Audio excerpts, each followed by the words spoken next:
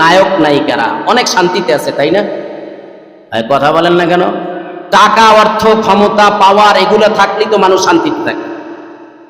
কি যদি টাকা আর অর্থের কারণে মানুষ শান্তিতে থাকতো, তাহলে এই পৃথিবীতে, এই জমিনে নায়ক নায়িকাদের থেকে বেশি শান্তিতে কেউ থাকতে পারতো না।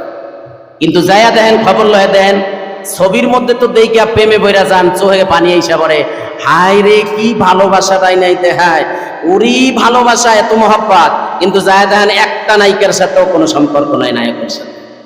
ঠিক না ভাই? ঠিক। একটা নায়িকারও ঘর শান্তিতে নাই। কয়েকটার সাথে বিবাহ বসতে বসতে বসতে বসতে ছাড়তে ছাড়তে এখন একা হয়ে গেছে। এখন টাকাও নাই, অর্থও নাই, এখন ঘরে পচে মরতেছে। ঠিক না ভাই? ঠিক। কি বুঝাইতে চাইলাম?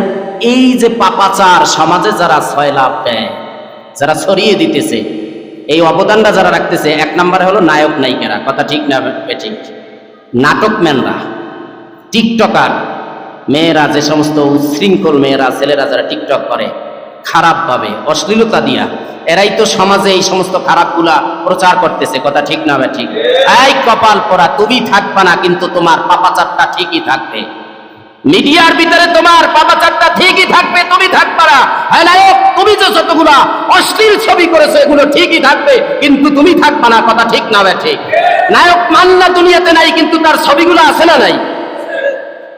তাইলে সে কবরে বসে বসে অনেক সওয়াব পাইতেছে না? কেন না বলেন কেন? এইটাই আমি বুঝাইলাম যে এই যারা পাপাচার দিয়া সমাজটাকে কলুষিত করতেছে, এরা থাকবে না, কিন্তু নিউজের ভিতরে, মোবাইলের ভিতরে, ইউটিউবের ভিতরে, তারপরে এগুলোর ভিতরে তাদের এই পাপাচারটা কিয়ামত পর্যন্ত থাকবে। যত মানুষ দেখবে তো এক একটা গুনাহ আর আমল নামায় যেতেই থাকবে, যেমন কাবিলের আমল নামায় যাইতেছে। কথা ঠিক না ভাই? ঠিক। তাইলে এখান থেকে আমাদের জন্য শিক্ষণীয় হলো, আমরা দুনিয়াতে সচেতনতা থাকা অবস্থায় কোনো অবস্থায় আমরা পাপাচার জমিনে প্রতিষ্ঠা করে এরপরে যাব না। রাজি আছি তো ইনশাআল্লাহ? আমার ফ্যামিলির ভিতরে আমি যদি পাপাচার দিয়া ভরপুর করে চলে যাই, তাহলে আমার মেয়ে ছেলে, আমার সন্তান, আমার স্ত্রী এই পাপাচার যতদিন করবে, আমার আমলনামায় ততদিন এই কবরে যেতেই থাকবে।